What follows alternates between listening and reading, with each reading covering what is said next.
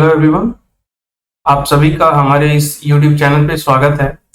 आज हम आपके साथ डिस्कस करने जा रहे हैं 66 बीपीएससी मेंस के क्वेश्चन पेपर को, जीएस पेपर 1 और जीएस पेपर 2। तो आप सभी जैसा जानते हैं कि अभी हाल में ही जो है बीपीएससी ने अपने 66 में बीपीएससी मेंस एग्जामिनेशन को कंडक्ट करवाया है। तो इसमें हम आपको क्वेश्चंस के एनालिसिस के साथ साथ मोस्ट प्रोबेबल एरियाज और बुक्स या फिर जो स्टडी मटेरियल आपको कवर करने चाहिए उन सब के बारे में ही बताने का प्रयास करेंगे। तो सबसे पहले देखिए जीएस पेपर 1 से स्टार्ट करते हैं। तो जीएस पेपर 1 में जैसा आप सभी को पता है कि आपको 8 क्वेश्चन के आंसर देने होते हैं। इसमें 3 खंड होते हैं, सेक्शन 1, 2 एंड 3। तो सेक्शन 1 से आपको 3 क्वेश्चंस, सेक्शन 2 से 3 क्वेश्चंस और सेक्शन 3 से आपको 2 क्वेश्चंस करने होते हैं। सेक्शन 2 जो है स्टैटिस्टिक्स पोर्शन है, तो उसमें आपको 2 क्वेश्चन बनाने रहते हैं। तो आइए क्वेश्चंस को देखते हैं, इनके क्या क्वेश्चन पूछे गए हैं। तो सेक्शन 1 में देखिए पहला क्वेश्चन है, what were the causes of Santhal revolt, what were its course and outcome. तो संथाल विद्रोह के क्या कारण थे, उसकी गति और उसके परिणाम क्या थे। तो यह एक क्वेश्चन पारंपरिक क्वेश्चन है। बीपीएससी पहले भी डिफरेंट जो ट्राइबल रिवॉल्ट हुए हैं उससे संबंधित क्वेश्चन पूछती रही है, और इसमें भी उन्होंने जो है 2 क्वेश्चन पूछा है। एग्जामिन द कैरेक्टरिस्टिक्स ऑफ, दूसरा नंबर क्वेश्चन देखिए, अभी जो है एक ट्राइबल रिवॉल्ट से रिलेटेड है, बिरसा मूवमेंट। तो examine the characteristics of the Birsa movement. तो अब देखिए इसमें बिरसा मूवमेंट को इन्होंने रिवॉल्ट के साथ साथ जो है जो बिरसा मूवमेंट जो था उस मूवमेंट के बारे में पूछा है। तो इसमें देखिए जो सोशियो इकोनॉमिक रीजन थे इसके बिरसा मूवमेंट के, उसके साथ ही साथ जो इसका प्रोग्रेस था वो एक रिलीजियस फॉर्म में भी था, एक कल्चरल अपराइजिंग के रूप में भी था, और साथ ही साथ restoration of the old traditional tribal values को भी लेके था। तो इन सारे एस्पेक्ट को आपको कवर करना है। तो मेरे विचार से ये क्वेश्चन एक ट्रेडिशनल क्वेश्चन था और इसमें बहुत ज्यादा डिफिकल्टीज लोगों को नहीं आई होगी। हाँ, डिफिकल्टीज का जो एरिया होगा वो ये होगा कि एग्जैक्ट जो क्वेश्चन का डिमांड है उसको आप कैटर कर रहे हो या नहीं कर रहे हो। जैसे देखिए यहाँ पे पहला नंबर क्वेश्चन में ये पूछ रहे हैं कि what were the causes of Santhal revolt. ये शायद आप सबने प्रिपेयर किया होगा। What were its course and outcome. अब सेकेंड पार्ट देखिए, सेकेंड पार्ट जो है इसमें गति और उसके परिणाम क्या थे, अर्थात जो ड्यूरेशन था, कब से कब तक चला और किस स्पेस में चला, और उसका आउटकम क्या था। तो वन ऑफ द आउटकम ये था कि जो संथाल एरिया से वहां पे जो बाहरी लोग थे उनको जमीन खरीदना मना हो गया था।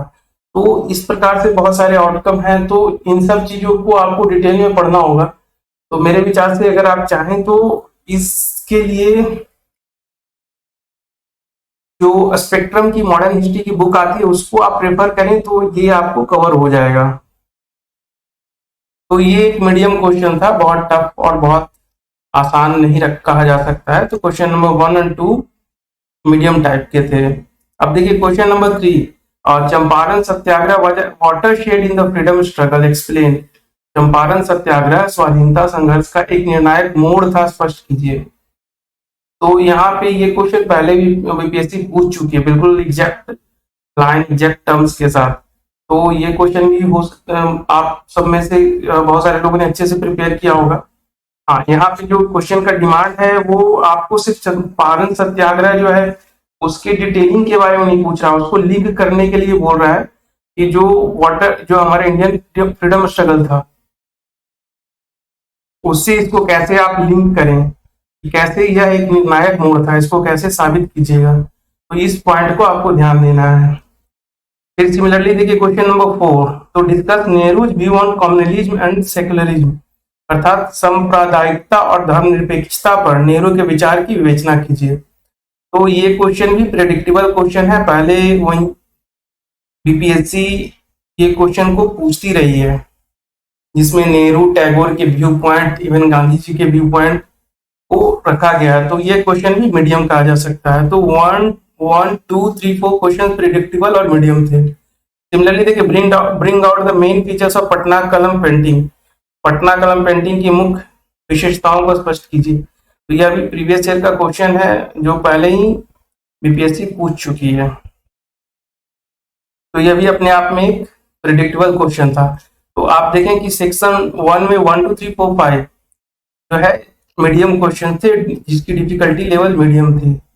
अभी देखिए, जो बीपीएससी ने एक्सपेरिमेंट किया है वो क्वेश्चन नंबर 6 में किया है। सेक्शन 1 में write short notes on any two of the following, Gandhi ji view on satyagraha, Jayaprakash Narayan and the Quit India Movement, and Subhash Chandra Bose and the INA. तो यहाँ पे देखिए क्वेश्चन नंबर 6 जो है क्लियरली ये दिखाता है कि बीपीएससी अपने डायमेंशंस को ओपन अप और अपग्रेड कर रहा है, तो आपको इस टाइप के सरप्राइजेस के लिए रेडी होना चाहिए। इसको आप कैसे कवर करोगे? तो देखो, गांधी जी व्यू ऑन सत्याग्रह, तो जब आप ऊपर वाला क्वेश्चन है उसको प्रिपेयर करोगे तो ये कहीं ना कहीं आपका कवर हो जाएगा।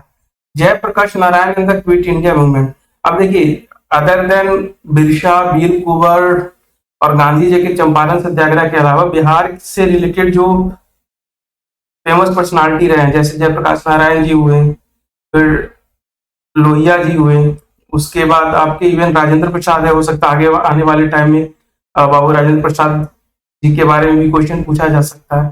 तो आप एक काम ये कर सकते हैं कि जो फेमस पर्सनालिटी रहे हैं बिहार के प्री इंडिपेंडेंस एरा में और पोस्ट इंडिपेंडेंस एरा में, मैं सिर्फ मॉडर्न हिस्ट्री की बात कर रहा हूँ, तो उन सब को लेके आप थोड़ा एक नोट्स बना के रख सकते हैं तो आपको आसान होगा।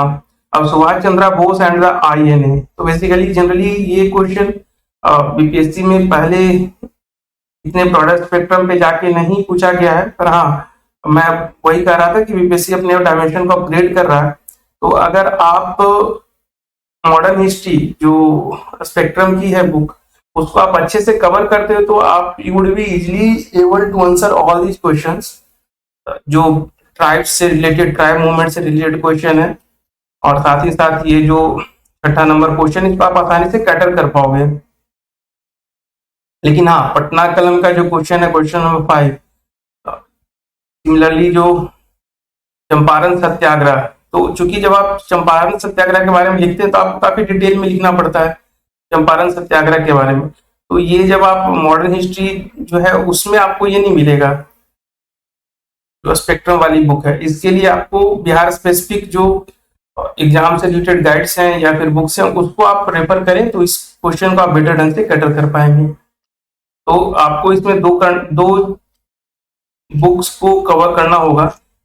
पहला तो ये है कि मॉडर्न हिस्ट्री जो स्पेक्ट्रम की बुक है वो आप अच्छे से कवर करें, और फिर उसके बाद आप हिस्ट्री के लिए जो Bihar specific arts and culture के लिए जो बुक है, जिसमें देखिए आर्ट्स एंड कल्चर में तो इनका फिक्स है, यूपीएससी अपने कैंडिडेट्स को बड़ा सहूलियत देती है कि आर्ट्स एंड कल्चर में 3 ही क्वेश्चन को पूछती है, पटना कलम, पाल कला और मौर्य कला। अब रिसेंट ट्रेंड ये है कि पाल कला और मौर्य कला को इन्होंने बुद्धिस्ट और बुद्धिज्म से रिलेट करना शुरू कर दिया है, तो आप नोट्स वगैरह रेफर करके इस क्वेश्चन को, आर्ट्स एंड कल्चर वाले क्वेश्चन को आसानी से कर सकते हैं। इसके लिए आपको बहुत ज्यादा विशेष पढ़ने की जरूरत नहीं है for arts and culture question. अब आइए इसके बाद सेक्शन 2 की तरफ पढ़ते हैं।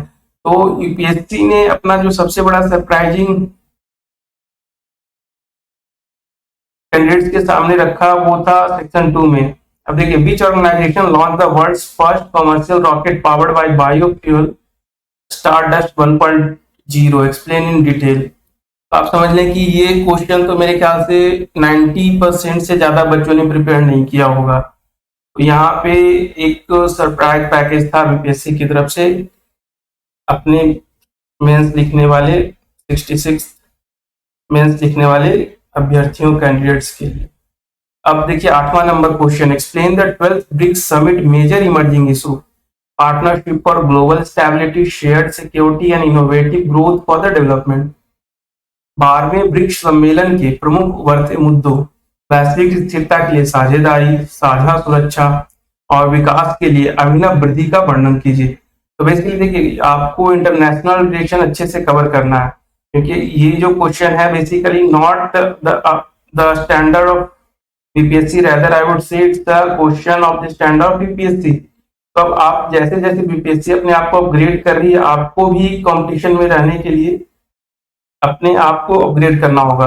तो जैसे मैं आगे आपको सजेस्ट करूंगा, इस क्वेश्चन को आप देखें, यह एक यूपीएससी के स्टैंडर्ड का क्वेश्चन है। सिमिलरली देखिए, examine the recent basic features and provisions of Atmanirbhar Bharat Rozgar Yojana after the spread of कोविड-19 pandemic with special reference to India.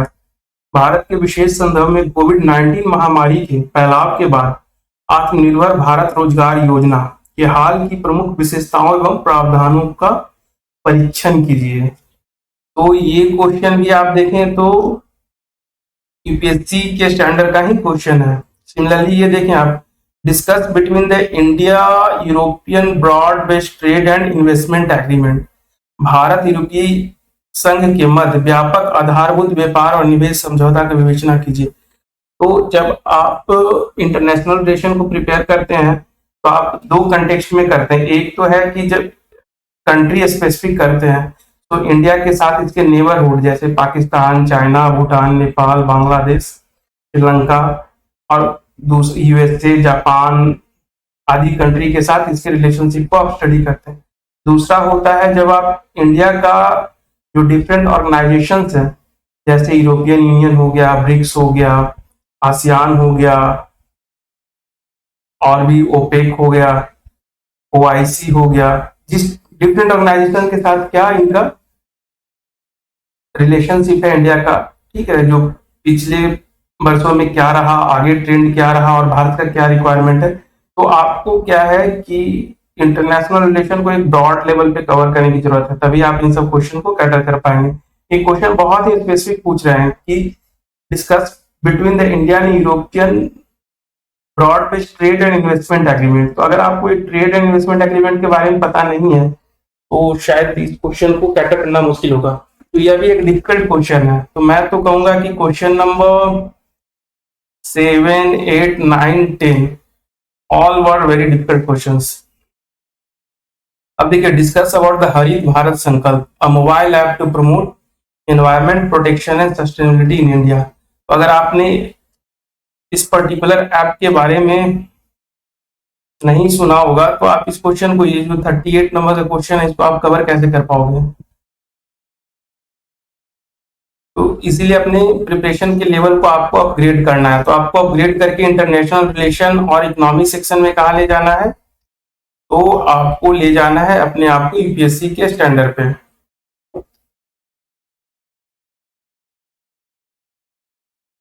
Even if अगर आप अपने आप को बहुत ज्यादा अपग्रेड नहीं करते हो तो भी कम से कम आपको सिर्फ इंडिया और इसके रिलेशनशिप कंट्रीज के रिस्पेक्ट में पढ़ के नहीं होगा, आपको ऑर्गेनाइजेशन के रिस्पेक्ट में SAARC, BRICS, ASEAN, OPEC, organisation of Islamic country और डिफरेंट जो वर्ल्ड लेवल पे ग्रुपिंग है, G8, इन सबके साथ आपको G7, G4, क्वाड सबके साथ उन सबको भी कवर करना होगा। तो आप इसको कवर कर सकते हैं। और मेरा ओपिनियन ये हुआ कि आप इन सब चीजों को कवर करने के लिए इंटरनेशनल रिलेशन और आत्मनिर्भर भारत रोजगार योजना जैसे चीजों को आपको कवर करने के लिए अपने आप को, आप किसी अच्छे स्टैंडर्ड का जो कोचिंग है उनका जो है नोट्स को आप रेफर कर लीजिए, यूपीएससी की तैयारी कराते हैं, उससे आपको ज्यादा फायदा होगा। क्योंकि देखें, इसमें बिहार स्पेसिफिक कुछ नहीं है, सारे नेशनल लेवल के पर्सपेक्टिव में क्वेश्चन पूछे गए हैं। अब देखिए सेक्शन 3, तो सेक्शन 3 तो स्टैटिस्टिक्स पोर्शन है, इसमें क्वेश्चन के स्टैंडर्ड तो मीडियम है। अगर कोई भी 10th स्टैंडर्ड तक मैथमेटिक्स पढ़ा होगा तो इन सबको प्रैक्टिस के माध्यम से आसानी से कवर कर सकता है। तो आप सभी इन सब क्वेश्चंस को जो स्टैटिस्टिक्स से रिलेटेड है उसको कवर करने का एक ही तरीका कि आप अधिक से अधिक प्रैक्टिस सेट बनाएं और किसी एक स्टैंडर्ड बुक को ले लें। इस बार तो एक बुक आती है, उससे शायद कहा जा रहा है कि सारा क्वेश्चन वहां से आया था। तो मुझे लगता है कि बीपीएससी अपने स्टैंडर्ड को इसी लेवल पे मेंटेन करेगी। ऑल्दो 64 का थोड़ा सा इससे अपर लेवल था डिफिकल्टीज में, बट इट इज फाइन। इस लेवल को अगर आप मेंटेन करते हैं तो आप प्रैक्टिस करके आसानी से इन सब क्वेश्चंस को आसानी से सॉल्व कर पाएंगे। और स्टैटिस्टिक्स में चूंकि नंबर आपको बिल्कुल 100% मिलेगा अगर आप सही करते हो तो। और एक चीज और ध्यान रखें आप लोग कि इसमें आपको स्टेप मार्किंग करना होता है। तो अगर आप स्टेप मार्किंग करते हो और आंसर सही लाते हो तो आपको पूरे 100% मार्क्स मिलेंगे। लेकिन सपोज आप आंसर सही लाते हो लेकिन स्टेप्स नहीं दिखाते हो तो आपके नंबर आपके कट होंगे। सिमिलरली अगर आप सिर्फ स्टेप सही करते हो आपके आंसर सही नहीं है तो आपके नंबर 0 होंगे। तो स्टैटिस्टिक्स के लिए तो कोई भी स्टैंडर्ड बुक को लेके आप प्रैक्टिस करें, इससे ज़्यादा आपको परेशान होने की जरूरत नहीं है। हाँ, बट ये है कि काफ़ी स्कोरिंग पोर्शन है ये। और जहाँ तक सेक्शन 2 की बात है तो आई वुड सजेस्ट कि इंटरनेशनल रिलेशन के किसी यूपीएससी के जो कोचिंग मटेरियल है उनको आप रेफर करें तो आपको ज़्यादा आसानी होगा। इन सब क्वेश्चंस को आप आसानी से सॉल्व कर पाओगे। सिमिलरली जो हिस्ट्री वाला पोर्शन है उसके लिए आप मॉडर्न हिस्ट्री जो स्पेक्ट्रम की बुक आती है उसको कवर करें, प्लस बिहार स्पेसिफिक किसी एक बुक के साथ आप चलें तो आपका सेक्शन 1 आप आसानी से कवर कर पाओगे। और जैसे जो नेहरू और टैगोर का व्यू है तो इसके लिए एक बुक आती है, उसको आप देख सकते हो।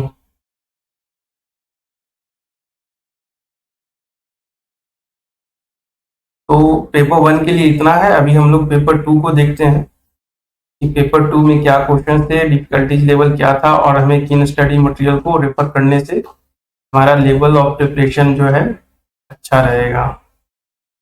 तो देखिए पेपर 2 में भी इनका जो टाइमिंग है 3 घंटे का होता है और आपको 8 क्वेश्चंस करना है, selecting 3 from section 1, section 2 and 2 from section 3।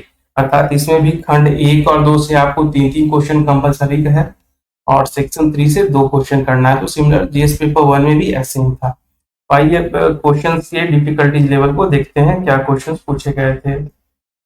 तो section 1, the role of the president of India is like an old man in family who has all the authorities. However, he cannot do anything effective if the naughty young members of family do not listen him evaluate. तो भारत के राष्ट्रपति की भूमिका परिवार के उस बुजुर्ग के समान है जो सभी प्राधिकार रखता है, किंतु यदि घर के शैतान युवा सदस्य उसकी ना सुने तो वह कुछ भी प्रभावी नहीं कर सकता है। मूल्यांकन कीजिए। तो बेसिकली यह एक एप्लीकेशन बेस्ड क्वेश्चन है। इसमें आपको राष्ट्रपति के जो पावर्स हैं, बेसिकली हमारे जो कॉन्स्टिट्यूशन में प्रोविजन है, तो बहुत सारे आर्टिकल्स और प्रोविजन ऐसे रखे गए हैं। तो राष्ट्र का जो प्रमुख है वो ऑल्दो राष्ट्रपति है, but he just a titular head of the nation. तो आप सबको यह एक एप्लीकेशन ओरिएंटेड क्वेश्चन है। इसमें आपको बहुत सारे आर्टिकल को कोट करके इस क्वेश्चन को हैंडल करना है। तो इसमें आपको लक्ष्मीकांत की जो बुक है वो आपके लिए बहुत सही रहेगी, सटीक रहेगी। सिमिलरली देखिए question number 2, Indian federal structure is constitutionally oriented towards the central government explain. तो इसमें पूछा गया कि भारतीय जो संघीय ढांचा है संवैधानिक रूप से केंद्र सरकार की उन्मुख है, क्या आप व्याख्या कीजिए। तो सिमिलरली यह भी एक एप्लीकेशन ओरिएंटेड क्वेश्चन है। इसमें भी आपको समझ होना चाहिए फेडरल स्ट्रक्चर क्या होता है, कौन से प्रोविजन है जो सेंट्रल गवर्नमेंट को सपोर्ट करते हैं। तो अगर आप लक्ष्मीकांत को आपने अच्छे से किया होगा तो I think question number 1 and 2 को आप आसानी से कटर कर पाओगे। और ये डिफिकल्टीज लेवल थोड़ा सा मीडियम से थोड़ा सा ऊपर रख सकते हैं आप, 1-2 स्केल ऊपर रख सकते हैं, पर बहुत टफ नहीं है ये। अब देखिए एप्लीकेशन ओरिएंटेड क्वेश्चन जो टफ है वो मैं 3 नंबर को मानता हूँ। आप तीसरा नंबर क्वेश्चन देखिए। The uneven development of Indian states has created many socio-economic and political problems. Critically analyze the statement with special reference to Bihar. अर्थात जो डिफरेंट स्टेट का भारत में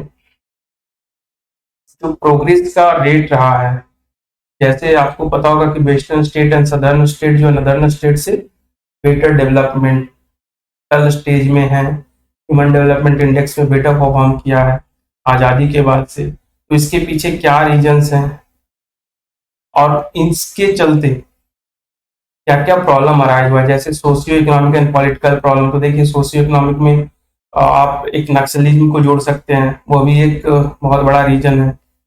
अनइवन डेवलपमेंट का, लेबर माइग्रेशन है। उसके बाद पॉलिटिकल प्रॉब्लम के टर्म में आप देख सकते हैं कि बहुत सारे जो पॉलिटिकल पार्टीज हैं वो जो अंडर डेवलप्ड स्टेट हैं वहाँ पे करप्शन एक रैम्पेड करप्शन एक इशू रहा है। तो इन सब चीज़ों को आपको देखना है और उससे लिंक करना है। तो बेसिकली ये कंप्लीट एप्लीकेशन ओरिएंटेड क्वेश्चन है। सिमिलरली आप देखिए क्वेश्चन नंबर 4। तो question number 4, parliament of India is an effective forum of national integration discuss. तो ये क्वेश्चन भी एप्लीकेशन ओरिएंटेड है, लेकिन आप लक्ष्मीकांत से इसको कवर कर सकते हैं। लेकिन क्वेश्चन नंबर 3 के लिए आपको क्या है कि ओवरऑल इंडिया का जो इकोनॉमिक प्रोग्रेस है उसका आपको आइडिया होना चाहिए, साथ ही साथ उसको बिहार के साथ आपको लिंक करने की स्थिति में होना चाहिए। तो मैं आपको आगे बताता हूँ कि आप इस टाइप के क्वेश्चन को कहाँ से रेफर करेंगे, किन सोर्सेस को, तो आप आसानी से कैटर कर पाओगे।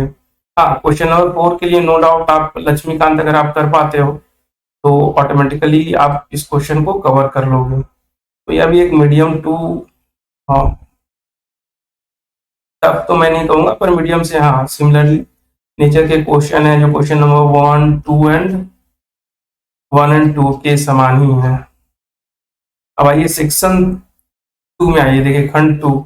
इसमें कहा गया है कि in economic survey of Bihar government for 2019-20 it has been mentioned that Bihar has registered higher growth rate than the growth rate of India in last 3 years. Which sectors of economy have contributed to this progress discuss? ये बहुत ही clear cut आपका आर्थिक सर्वेक्षण जो बिहार सरकार recent वर्षों में लगातार ला रही है उसे डायरेक्ट क्वेश्चन है। तो मैं आप सभी एस्पिरेंट को ये कहूंगा कि आपको मैंडेटरली जो है बिहार का जो आर्थिक सर्वेक्षण उसको तो कवर करना ही करना है, क्योंकि वह सिर्फ आपको नहीं पीटी में भी हेल्प करेगा और मेंस में ऐसे क्वेश्चंस को कैटर करने में बहुत आसानी से आपको हेल्प करेगा। अब मैं जैसे बता रहा था कि क्वेश्चन नंबर 3 जो आपको बिहार के साथ इसको लिंक करना है, तो अगर आपने इकोनॉमिक सर्वे रेफर किया हुआ होगा बिहार का तो आप इस पे बहुत सारा डेटा के माध्यम से बिहार के साथ आप इसे लिंक कर सकते हैं। तो आप ये मान के चलें कि इकोनॉमिक सर्वे आपके लिए बहुत इंपॉर्टेंट हो गया है। जो भी बिहार के बीपीएससी के एग्जाम में अपियर हो रहे हैं तो उनके लिए बिहार का इकोनॉमिक सर्वे बहुत ही इंपॉर्टेंट हो गया है। सिमिलरली देखिए question number 6, what were the main causes of disparity in economic and social development prevalent in Bihar. तो बिहार के अंदर जो डिस्पैरिटी है, असमानता है सामाजिक और आर्थिक विकास में, तो उसके क्या मेन कारण है? तो बहुत सारे कारण हैं, जैसे यहाँ पे लैंड का अनइवन डिस्ट्रीब्यूशन होना, अशिक्षा, पॉवर्टी, बहुत सारे जो सोशल ग्रुप्स हैं उन जो अंडर प्रिविलेज ग्रुप हैं उनकी संख्या ज़्यादा होना, और प्लस दहेज प्रथा और ये सब रीजन्स जो है जो अलग अलग सेक्शंस में अलग अलग ढंग से रोल प्ले करती हैं, उसके कारण जो है यहाँ पे डिस्पैरिटी है। तो देखिए आपको critically evaluate the measures taken by the government to reduce this inequality. अब क्वेश्चन का सेकेंड पार्ट आपसे डिमांड करता है कि you must be aware of the different government schemes, जो गवर्नमेंट स्कीम्स लेकर आई है फॉर द पर्पस कि बिहार में सोशियो इकोनॉमिक डेवलपमेंट हो सके। बिहार गवर्नमेंट का मोटो शायद आप लोग को पता ही होगा कि डेवलपमेंट विद सोशल जस्टिस है, अर्थात सामाजिक न्याय के साथ विकास। तो गवर्नमेंट इसके लिए सात निश्चय है और बहुत सारे स्कीम्स को बहुत अच्छे ढंग से चला रही है। तो आपको सारे स्कीम्स के बारे में आपको इसमें आंसर में आपको लेकर आना होगा। तो ये क्वेश्चन भी अगर आपने बिहार का जो इकोनॉमिक सर्वे पढ़ा हुआ है तो आप आसानी से इस क्वेश्चन को कर पाएंगे। अब सिमिलरली देखिए question number 7, what do you understand by demographic dividend according to United Nation population fund report? Up to what time India, especially Bihar, will have opportunity to reap its benefit? Throw light on the steps taken by Bihar in this respect. यहाँ पे दो questions हैं। पहला question आपको कह रहा है कि डेमोग्राफिक डिविडेंड से आप समझते क्या है। आपको तो पहले डेमोग्राफिक डिविडेंड डिफाइन करना होगा। दूसरा है कि यूनाइटेड नेशन जो पॉपुलेशन फंड रिपोर्ट है उसमें कब तक कहा गया है इंडिया और स्पेशली बिहार को कि जो है अपना डेमोग्राफिक डिविडेंड को रीप कर पाएगा। तो और तीसरा देखिए क्वेश्चन है कि throw light on the steps taken by Bihar in this respect. तो मैं आपको ये कहूंगा कि ये तो बहुत ही स्पेसिफिक क्वेश्चन हो गया United Nation population fund report से लिंक करके, लेकिन हाँ अगर आपने बिहार के इकोनॉमिक सर्वे को पढ़ा होगा और साथ ही साथ इंडिया के इकोनॉमिक सर्वे को पढ़ा होगा तो आप दोनों इकोनॉमिक सर्वे को अगर आपने पढ़ा होगा तो इस क्वेश्चन को आप कैटर कर पाओगे। मैं आपको बताता हूँ सिमिलरली अगर आपने जो मैं आपको बता रहा था कि question number 3 is a tough question, तो अगर आपने इंडिया के इकोनॉमिक सर्वे को पढ़ा होगा और बिहार के इकोनॉमिक सर्वे को पढ़ा होगा तो क्वेश्चन नंबर 3 को भी आप कैटर कर सकते हो। तो देखो जैसे अपने स्टैंडर्ड को बीपीएससी बढ़ा रही है नो डाउट, अगर आपको इसके साथ चलना है तो आपको भी अपने प्रिपरेशन का लेवल बढ़ाना होगा और आप बिहार के इकोनॉमिक सर्वे को तो श्योरली पढ़े ही पढ़े, प्लस अब क्या है कि इंडिया के इकोनॉमिक सर्वे को भी आप पढ़ें। अब देखिए ह्यूमन डेवलपमेंट जो है बिहार का एक फेवरेट टॉपिक रहा है, वो पहले भी इससे क्वेश्चन पूछा है। तो how is human development measured, what are 7 commitments of Bihar government, जो 7 निश्चय योजना है उसके बारे में पूछ रहा है। For achieving human development agenda explain the schemes of government for achieving this goals.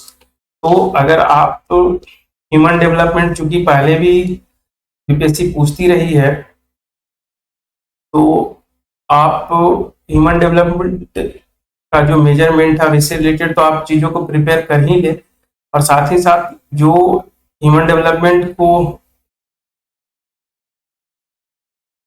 Agenda को फुलफिल करने के लिए बिहार गवर्नमेंट जो स्कीम चला रही है वो आप बिहार के इकोनॉमिक सर्वे से आसानी से कवर हो जाएगा। उसमें सारे स्कीम्स हर सेक्शन के लिए जो स्कीम्स है सब अवेलेबल है।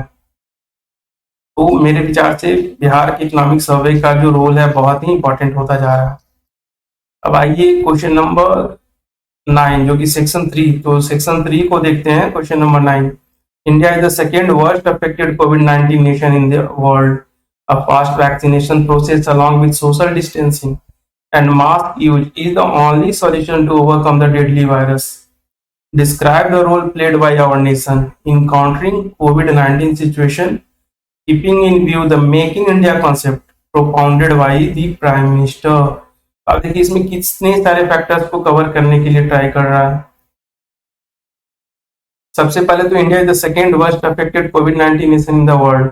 यहाँ पे आपको पता होना चाहिए कि इंडिया का जो पोजीशनिंग है, चूंकि पॉपुलेशन बहुत ज्यादा है तो उस हिसाब से जो कोविड-19 के केसेस भी थे तो बहुत ज्यादा थे। तो अगर आप यहाँ पे मेंशन कर सकते हो, आपको डेटा अवेलेबल रहे कि टोटल कितने लोग अफेक्टेड हुए हैं, स्पेशली बिहार का भी अगर आप मेंशन कर सको तो ये बहुत अच्छा होगा। फिर उसके बाद देखिए जो डिफरेंट मेजर्स थे जैसे वैक्सीनेशन, सोशल डिस्टेंसिंग, मास्क, तो इन सब को भी आपको मेंशन करना होगा कि इन सब का जो है क्या रिक्वायरमेंट रहा, क्यों हमारे गवर्नमेंट ने बार बार स्टेज दिया कि 6 फीट की दूरी बना के रखें, मास्क पहने, बार बार हाथ धोएं, इन सब को आपको मेंशन करना होगा।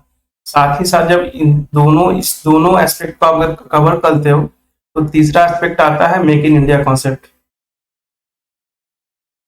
तो आपको बताएं कि कोविड-19 के जो पैंडेमिक के आउटब्रेक से पहले इंडिया मास्क, सैनिटाइजर इन सब में इंपोर्ट पे डिपेंडेंट था, लेकिन जैसे ही कोविड-19 हुआ गवर्नमेंट ऑफ इंडिया के सहयोग से, थ्रस्ट से यहाँ पे बड़े लार्ज स्केल पे लोगों ने मास्क को प्रोड्यूस करना शुरू किया, सैनिटाइजर को प्रोड्यूस करना शुरू किया।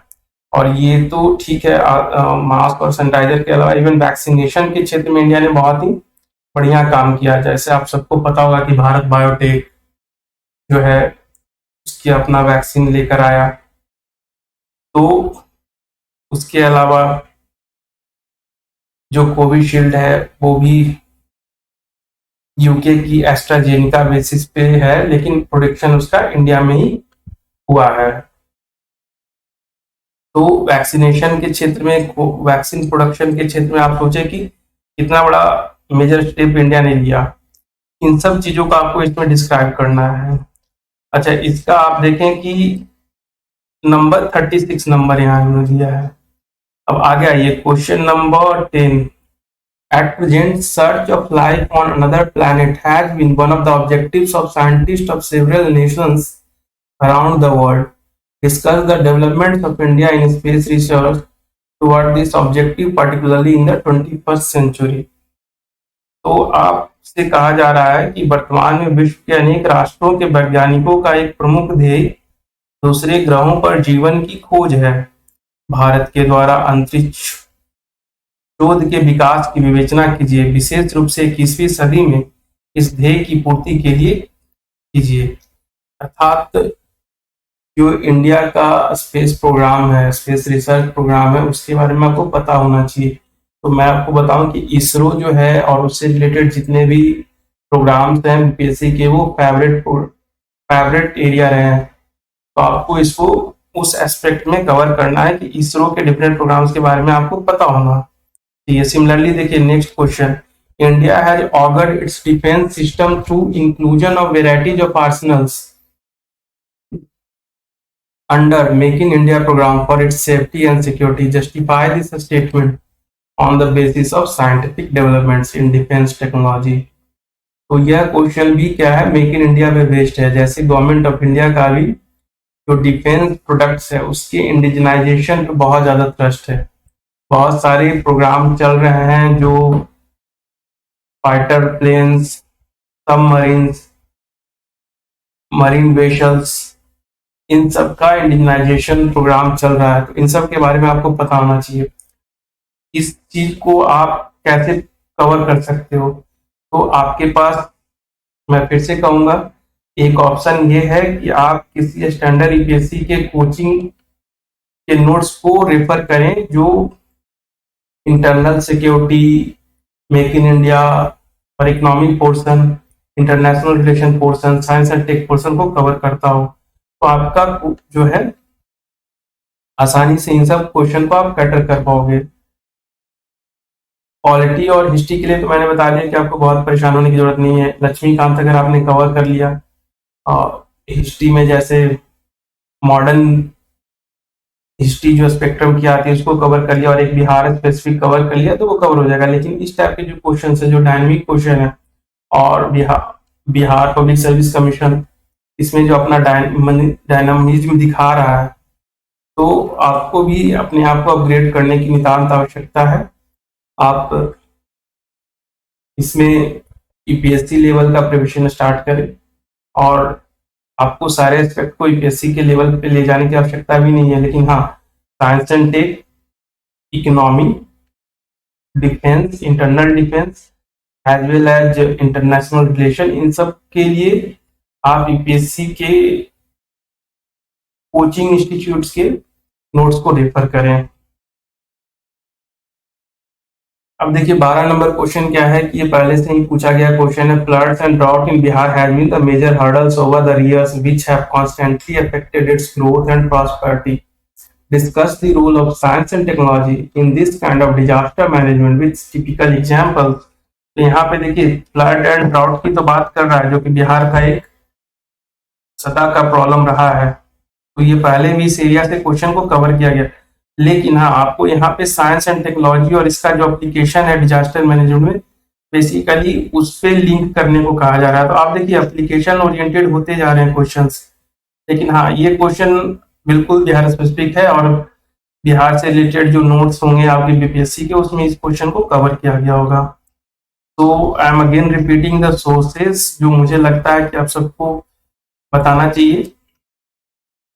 हिस्ट्री के लिए आप मॉडर्न हिस्ट्री स्पेक्ट्रम को कवर करें, एक बिहार स्पेसिफिक हिस्ट्री की बुक लें। लक्ष्मीकांत जो है पॉलिटी के लिए बेहिचक आंख बंद करके उसको आप कवर करें, उसको पढ़ें, उसको समझें। उसके बाद जो बाकी क्वेश्चंस है वो जितना अपग्रेडेड किया जा रहा है, तो मेरे विचार से आपको यूपीएससी लेवल के कोचिंग के नोट्स को रेफर करना होगा, उस लेवल का प्रिपरेशन करना होगा। And last but not the least, आप सभी को अगर आप यूपीएससी का प्रिपरेशन कर रहे हो, बीपीएससी का प्रिपरेशन कर रहे हो, मेरा सजेशन ये रहेगा कि आप एक नेशनल न्यूज़पेपर, एक लोकल न्यूज़पेपर, राज्यसभा टीवी पे जो डिबेट आता है वो, और ऑल इंडिया रेडियो, इन चारों चीजों को आप एक अपने रेगुलर प्रैक्टिस में लाएं, बिल्कुल बिना किसी ब्रेक के इनको फॉलो करें, तो आप काफी एस्पेक्ट्स को, करेंट अफेयर्स और साइंस एंड टेक को कवर कर पाएंगे। आपके लिए बहुत ज्यादा फिर सरप्राइजिंग पैकेज एग्जामिनेशन हॉल में नहीं रहेगा। तो ये सारी चीजें मैं आप सबको बताना चाहता था, और आगे भी हम लोग इस तरह के वीडियो लेकर आते रहेंगे जो आप सभी के लिए लाभप्रद हो सके। आप हमारे इस चैनल को लाइक, सब्सक्राइब और शेयर करें।